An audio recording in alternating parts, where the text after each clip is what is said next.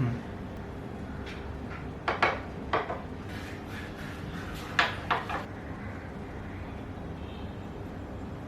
वालेकुम, welcome to cooking with Benazir. दोस्तों, दाल गोश्त एक बहुत ही फेमस डिश है। अलग अलग जगह पर दाल गोश्त का टेस्ट अलग अलग होता है। सबका अपना अपना बनाने का तरीका होता है। आज हम आपको दाल गोश्त बनाना बताएंगे हमारी स्टाइल से, परफेक्ट मेजरमेंट के साथ। कितने मटन में कितनी दाल लेनी है और फिर किस तरह कितने मसाले डालने हैं, सब बताएंगे। तो चलिए स्टार्ट करते हैं।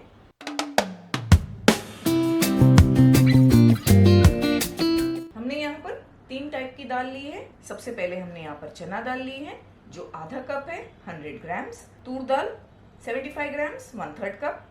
साथ में हमने मसूर दाल भी ली है, पिंक वाली, 75 ग्राम्स, ये भी 1/3 कप। टोटल हमने 250 ग्राम दालें यूज की हैं। अच्छी तरह से दालों को पहले वॉश करना है और फिर भिगाना है, तो हमने भिगा कर रख दिया। चने की दाल को भीगने में थोड़ा टाइम लगता है, तो उसे थोड़ी ज्यादा देर भिगाएं। हमने तीनों दालों को मिलाकर 2 घंटे पहले भिगा दिया था। दालें भीग कर रेडी हो गई हैं। अगर आपके पास टाइम कम है या आपने सडनली प्लान किया है बनाने का, तो गर्म पानी करके दालों को भिगा दें। आधे घंटे में भी ये रेडी हो जाएंगी। तो सबसे पहले हम दालों को बॉईल कर लेंगे। प्रेशर कुकर में दाल को डाल देंगे। 4 कप पानी डालेंगे इसमें। पानी को हमने यहाँ पर मेजर कर लिया है, ये 4 कप है। थोड़ा इसमें ऑयल डालेंगे, 1 टेबलस्पून के आसपास। ऑयल डालने से कुकर के बाहर बॉईल होने के टाइम दाल बाहर नहीं आती, कुकर का जो लिड है वो खराब नहीं होता। 1/2 टीस्पून हल्दी पाउडर डाल देंगे, 1 टेबलस्पून अदरक लहसुन का पेस्ट, 1 टीस्पून नमक भी डालेंगे।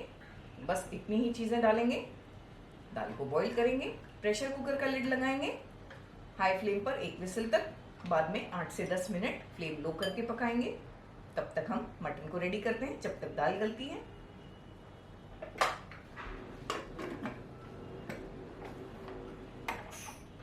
दाल को तो हमने रख दिया है बॉईल होने के लिए। एक दूसरे प्रेशर कुकर में 5 टेबलस्पून ऑयल को गर्म किया है। कुछ खड़े मसाले मिला देंगे। तो यहाँ हमने लिए 2 से 3 पीस तेज पत्ते, 4 लौंग, 2 बड़ी इलायची और 2 पीस छोटे दालचीनी के भी लिए। आधी मिनट के बाद प्याज डाल देंगे। तो हमने यहाँ पर मीडियम साइज के 2 प्याज स्लाइस किए हैं इस तरह। थोड़ा सा ऑयल हमने ज़्यादा रखा है दाल गोश्त में, हम आपको आगे बताएंगे क्यों। वैसे आपकी मर्जी है, आप चाहे तो कम ऑयल भी इस्तेमाल कर सकते हैं। प्याज को हमें अच्छा सा गोल्डन होने तक पकाना है। मटन हमने यहाँ पर लिया है 750 ग्राम। तो दाल हमने यूज़ की 250 ग्राम, मटन 750 ग्राम। हम इसमें लौकी भी डालने वाले हैं। स्लो करते हैं। हम इसमें लौकी भी डालने वाले हैं, तो लौकी हम इसमें इस्तेमाल करेंगे 500 ग्राम। तो ईजी है, 250 ग्राम दाल, 500 ग्राम लौकी, 750 ग्राम मटन। वैसे इसमें आप चेंजेस कर सकते हैं आपके हिसाब से, जैसा आप पसंद करते हैं। अच्छा सा प्याज का कलर गोल्डन हो गया, मटन डाल देंगे। फ्लेम हाई है, मटन को पहले अच्छी तरह फ्राई करेंगे, कम से कम 2 से 3 मिनट हाई फ्लेम करके। फिर इसमें डाल देंगे 1 टेबलस्पून भरकर अदरक लहसुन का पेस्ट। 1 टेबलस्पून हमने दाल में भी डाला, 1 टेबलस्पून इसमें, और 2 से 3 मिनट भूनेंगे। अदरक लहसुन का कच्चापन ख़त्म होने देंगे। अदरक लहसुन डालकर हमने बहुत अच्छी तरह भूना मटन को। आप देख सकते हैं किस तरह पूरा मटन का कलर चेंज हो गया है, ब्राउनिश सा हो गया है। ये स्टेप ज़रूरी है, मटन को अच्छी तरह से भूनें अदरक लहसुन के साथ। हमने यहाँ पर 3 से 4 हरी मिर्चियाँ ली हैं, क्रश कर लिया है। हरी मिर्चियों का फ्लेवर दाल गोश्त में बहुत अच्छा लगता है, क्योंकि हम बहुत ज़्यादा रेड चिली पाउडर नहीं डालते इसमें, क्योंकि टेस्ट से ज़्यादा हमें एक अच्छा सा कलर भी चाहिए। 1/2 टीस्पून हल्दी पाउडर। 2 टमाटर हमने यहाँ पर लिए बड़ी साइज़ के, इस तरह से पतला पतला स्लाइस कर लिया। 1 टीस्पून के आसपास नमक भी डालेंगे। अच्छी तरह से मिक्स करके मटन को अभी गलाना है हमें। तो यहाँ हमें मटन को 80% तक गलाना है। पूरी तरह नहीं गला देंगे, क्योंकि आगे भी दाल के साथ ये पकेगा, तो हम नहीं चाहते मटन हड्डी से अलग हो जाए। तो ख्याल रखना है, बहुत ज़्यादा नहीं गलाना है। थोड़ा सा पानी डालेंगे सेफ साइड के लिए।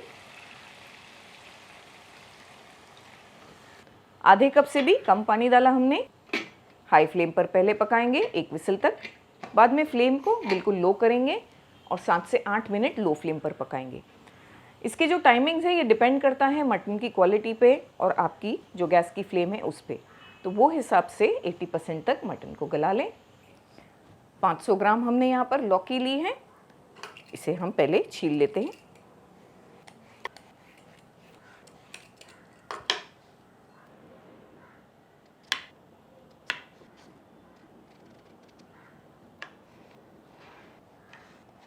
इस तरह से हमें थोड़े स्लांटेड पीसेस कट करने हैं और अगर इसमें ज़्यादा बीज है तो थोड़े से निकाल भी सकते हैं। इस तरह ऐसे इन्हें कट करके हम सीधे पानी में डाल देंगे। हमारी मम्मी इस तरह से दूधी कट करके दाल में डाला करती थी। वैसे अगर आप कोई और तरीके से कंफर्टेबल हैं तो वो भी कर सकते हैं, लेकिन कट करके तुरंत पानी में डालना होता है वरना ये काली हो जाती है। साथ में नमक भी डाल देंगे, 2 टीस्पून के आसपास नमक भी डाल दिया हमने। नमक के पानी में इन्हें रहने देंगे। मटन को और दाल को चेक करते हैं, दोनों का हमने फ्लेम ऑफ कर दी है। देखते हैं पक गए कि नहीं। प्रेशर को नेचुरली बाहर रिलीज होने दें, क्योंकि प्रेशर में भी काफ़ी हद तक खाना पकता है। दाल परफेक्टली बॉईल हो गई है। एक विस्क की मदद से अच्छी तरह से विस्क करेंगे ताकि अच्छी सी स्मूथ हो जाए। आप चाहें तो ब्लेंड भी कर सकते हैं हैंड ब्लेंडर की मदद से, जैसा आपके घर में पसंद करते हैं वैसा करें। दाल बहुत अच्छी तरह ब्लेंड हो गई है। इसमें हम दूधी डाल देंगे जो हमने तैयार रखे हैं कट करके। दूधी को गलने में 15 मिनट के आसपास लगते हैं, तो थोड़ी देर हम दाल के साथ पकाएंगे इन्हें। बाद में दाल, मटन और दूधी सबको एक साथ मिलाकर पकाएंगे। फ्लेम को हमने ऑन कर दिया है, हाई फ्लेम पर इसे बॉईल होने देंगे। मटन को भी चेक करते हैं। हमें सिर्फ 80% तक ही गलाना है मटन को, बस 80% तक ही रेडी है, बहुत ज़्यादा नहीं गल गया है। फ्लेम को ऑन करेंगे, कुछ मसाले डालकर मटन को भूनेंगे। मटन में डाल देंगे हम 1 टेबलस्पून भरकर धनिया पाउडर, 2 टीस्पून लाल मिर्च का पाउडर और 1 टीस्पून ही ज़ीरा पाउडर। फ्लेम को हाई रखा है हमने, अच्छी तरह से भुनेंगे मसालों के साथ। दाल में भी यहाँ बहुत अच्छा बॉईल आ गया है। इस तरह चलाएंगे, थोड़ी थोड़ी देर से इसे चलाते रहेंगे वरना दाल नीचे लग सकती है। थोड़ा सा फ्लेम को लो कर देंगे। मटन अच्छा सा भुना गया है, पूरी तरह तेल अलग हो गया है। बस इतना भुनना है हमें जब तक ये पूरी तरह ड्राई नहीं हो जाता। जो एक्सेस ऑयल है वो हमें निकाल लेना है एक बोल में। जैसे हमने आपसे कहा था स्टार्ट में कि हमने थोड़ा ऑयल ज़्यादा रखा है, ये पॉइंट पर हम निकालेंगे, बाद में यूज़ करेंगे। तो तेल को तो हमने अलग कर लिया है। हमारा जो मटन का मिक्सचर है बड़े से बर्तन में डाल देंगे, जिस बर्तन में हमें दाल गोश्त बनाकर तैयार करना है उसमें। थोड़ा इसमें पानी भी डालेंगे, अच्छी तरह से क्लीन करके डाल देंगे। बड़े से बर्तन में डाल दिया हमने, फ्लेम को ऑन कर दिया है, हाई पर रख दिया है। थोड़ा इसमें पुदीना डालेंगे कटा हुआ, थोड़ा हरा धनिया, इसे भी हमने कट किया। डंडी के साथ हरा धनिया यूज़ करें, खुशबू अच्छी आती है। यहाँ हमने दाल की जो फ्लेम है वो भी बंद कर दी। 5 से 7 मिनट दूधी के साथ पकाया, फिर इसे बंद कर दिया है। बाकी का हम इसे मटन के साथ पकाएंगे। तो थोड़ी देर दाल के साथ इसे कम से कम जैसे 40 to 50% दूधी को गला लिया, बाकी का हम मटन के साथ पकाएंगे। हरा धनिया और पुदीना डालकर 1 मिनट पका लिया हमने। ये दाल को मिक्स कर देंगे।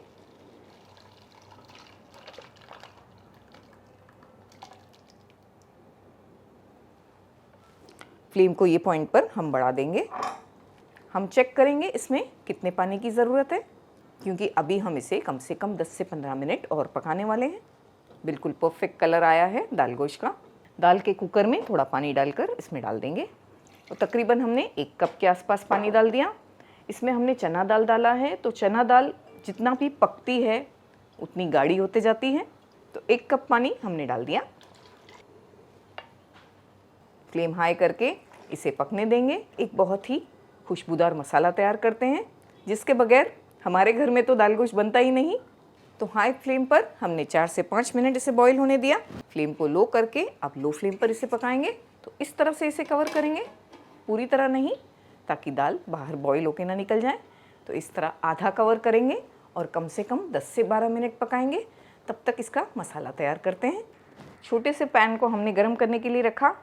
1 टीस्पून उसमें साबुत धनिया डालेंगे, 1 टीस्पून सौंफ, 1 टीस्पून जीरा, 10 से 12 काली मिर्चें, 4 से 5 हरी इलायची और ये बादियान का फूल हमने आधा डाला है। लो फ्लेम पर 1 मिनट तक चलाते हुए रोस्ट करना है। ये मसाले सेक कर जब हम डालते हैं दाल गोश्त में, तो दाल गोश्त में इतनी अच्छी खुशबू आती है कि अगर आपने इस तरह मसाला बनाकर डाल दिया तो आजू बाजू के आपके नेबर्स ज़रूर आपसे पूछने आएंगे कि भाई आज घर पर क्या पका है। आप कह सकते हैं कि ये ही दाल गोश्त की जान है। ये मसाले को आप बनाकर स्टोर भी कर सकते हैं। से आपने बनाकर स्टोर कर लिया तो फ्रिज के बाहर भी 6 महीना तक ये ख़राब नहीं होता। अगर आपके घर में रेगुलर दाल गोश्त बनता है तो आप इसे स्टोर भी कर सकते हैं। तो थोड़ा थोड़ा हमने हल्का हल्का सा कलर को चेंज होने दिया।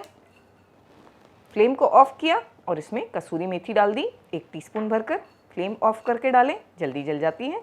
और बस इस तरह से इसे रोस्ट करेंगे बंद फ्लेम में। बस रेडी हो गया है। इसे हम डाल देंगे ओखली में। इसका हम एक दरदरा सा पाउडर बनाएंगे, फाइन नहीं करेंगे।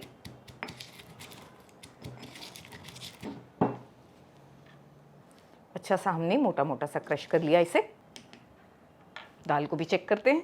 दूधी को डालने के बाद दाल को पकते भी 15 मिनट हो गए हैं लो फ्लेम पर। 1 से 2 बार हमने बीच में चलाया भी था, क्योंकि दाल डालने के बाद चांसेस होते हैं कि ये नीचे लग जाए। दूधी परफेक्टली गल गई है।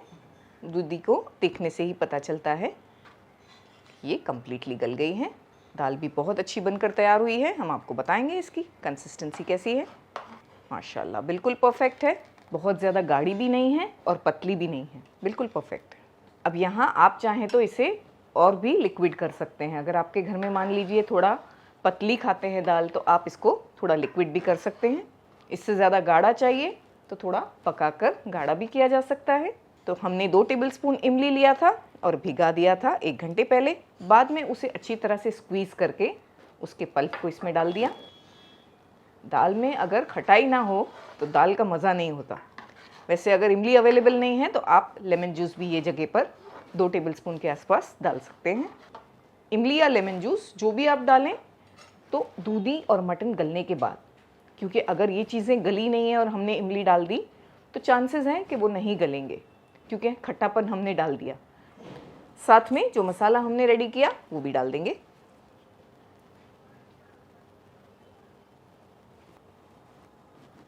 अभी से ही खुशबू आना स्टार्ट। हमारा होममेड गरम मसाला पाउडर, ये भी 1/4 टीस्पून के आसपास डाल देंगे।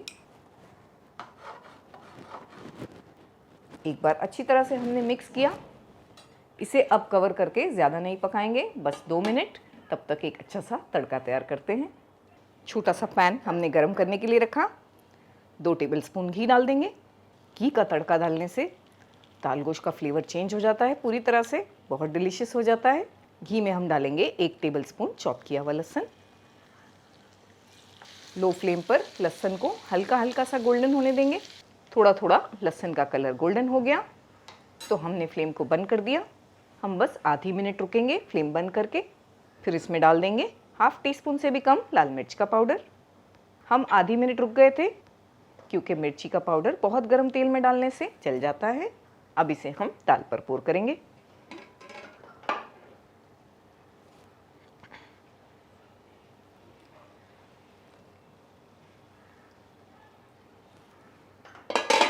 पोर करने के बाद तुरंत हमने फ्लेम को भी बंद कर दिया और दाल को भी कवर कर दिया। इसे ऐसे ही रहने देंगे 10 मिनट तक, बाद में सर्व करेंगे।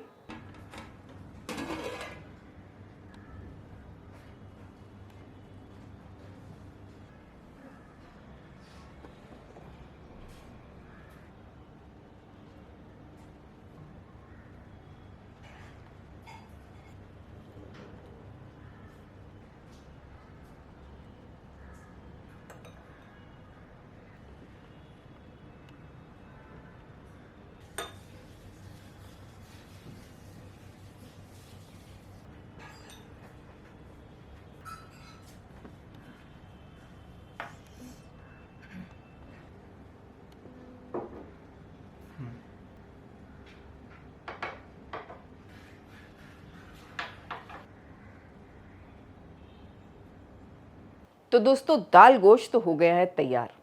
इसे ज़ीरा राइस के साथ खाएं, बहुत अच्छा लगता है। लेकिन हमारे घर पे तो तंदूरी रोटी के साथ भी ये खाया जाता है।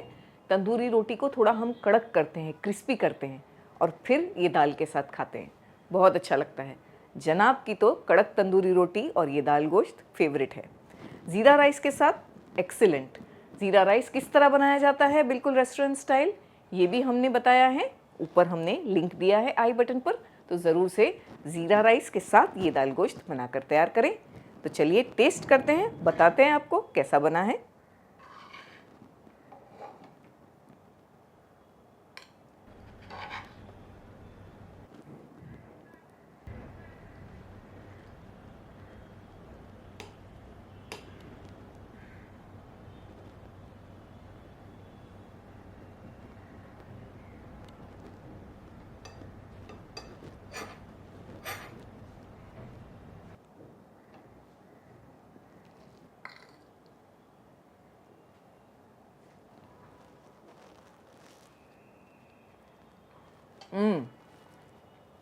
सुपर। दाल का और मसालों का जो रेशो है वो बिल्कुल परफेक्ट है। दाल गोश्त में अगर मसाले ज़्यादा हो जाते हैं तो भी टेस्टी नहीं लगती, और अगर दाल ज़्यादा हो जाती है और मसाले कम हो जाते हैं तो भी टेस्ट ख़राब हो जाता है। ये बिल्कुल परफेक्ट बैलेंस है मसालों का और दाल का और गोश्त का भी। तो बिल्कुल इसी तरह से ये रेसिपी को ट्राई करें, मज़े की बनेगी। तो ज़रूर से ट्राई कीजिएगा, हमें अपनी दुआओं में याद रखिएगा। मिलेंगे अगली वीडियो में एक ज़बरदस्त रेसिपी के साथ। अपना ख़ास ख्याल रखिएगा। अल्लाह हाफ़िज़।